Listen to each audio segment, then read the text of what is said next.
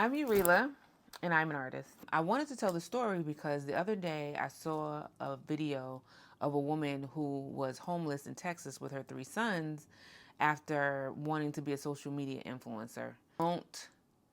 Don't.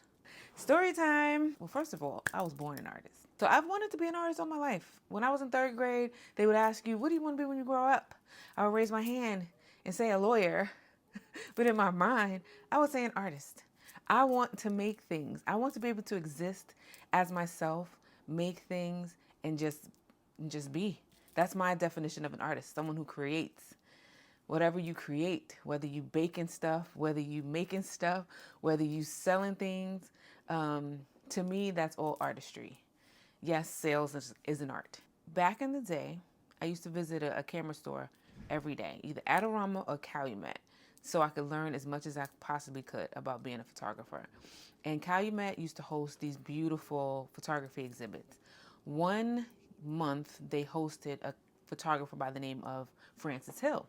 Francis Hill was this white man from England, and he took a chance on himself after he got fired from his marketing job and decided he wanted to be a photographer. So he reached out to his most adored celebrities, wrote them letters, and some of them agreed to be photographed by him. One of these people was Maya, the singer.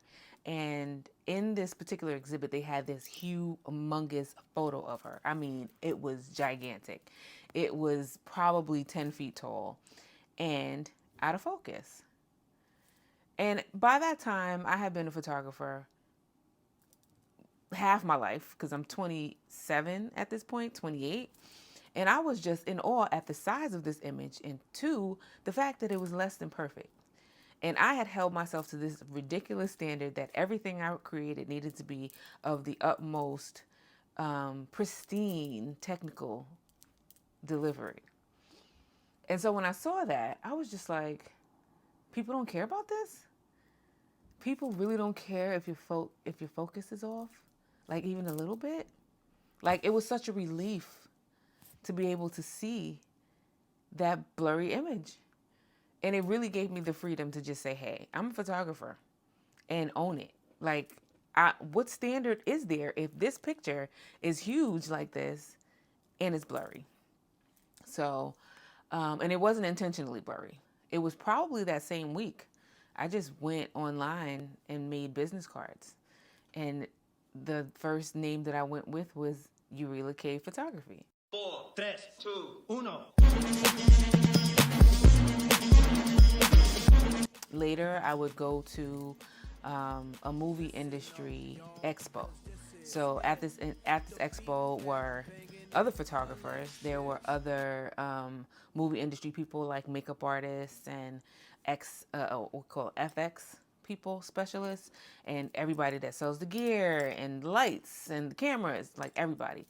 And this one guy, I can't remember what his job was. He basically, I gave him my business card. His name was Eric, that much I remember. He looked at my card and said, is this your name? You might want to change that. He's like, it's a little hard to pronounce. And you don't want people to be distracted by not being able to pronounce your name. Make your business name something easy. And I was just like, okay. Initially, I was offended. I was just like, no, they need to know that I'm a Black woman when I step through the door. So basically, the next thing that I did was look for an easy name. Cali York is ultimately what it came up as. Like, I really worked on this for about a week and a half. So Cali York Photography was born in 2009. I wouldn't make the leap to being a full-time photographer until 2011. Initially, I really just wanted to learn as much as there possibly was to learn about living life as a photographer. And then the company that I worked for got bought out. And because I didn't want to go work for this other company, I thought it was my opportunity, the perfect opportunity for me to explore Urila and try my hand at being a photographer. That was March 2011. And March 2011 is when Calliope Photography was officially born, because that was the day that I walked out of that office and never returned to another one. I wanted to tell the story because the other day I saw a video of a woman who was homeless in Texas with her 3 sons after wanting to be a social media influencer, essentially without a plan. And I thought it would be helpful for me to share my story so that people could understand that it is possible to reach your goals, but you do need a little bit of planning. Before you leave your job, if you leave your job at all, to be an artist, to be an influencer, to be an entrepreneur, let the work be the work first. Like, you really don't need to leave your job to be a social media influencer. You do not need to leave your state to be a social media influencer. As a matter of fact, the more successful you are in the state that you're in, the more successful you'll be in any state that you go to. And that is actual states of location and mental states. I printed business cards first, started calling myself a photographer second, posted to Facebook that I was a photographer third, then I got hired as a photographer fifth. I didn't know what I was going to charge. I really honestly just picked a number. My first rate was $80 per hour, 2-hour minimum. So for $160, I would go almost anywhere in New York City and take pictures for people. And when I tell you I was the most popular photographer in New York City for about 3 years. And then I just started raising my rates. So when you start raising your rates, you stop serving everybody. And because I had time to create, because I was not serving everybody, I made a lot of art. I took a lot of pictures. At the same time, I'm just like addicted to photography. So taking pictures was something I was doing anyway, and making art was something that just came out of everything that I was doing anyway.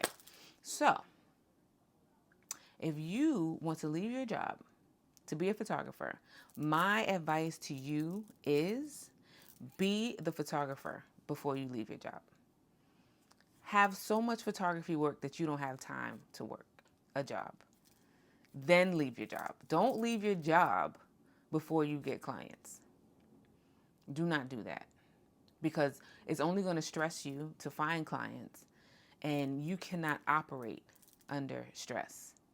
You cannot operate effectively, creatively, efficiently under stress. So take that as a lesson. Don't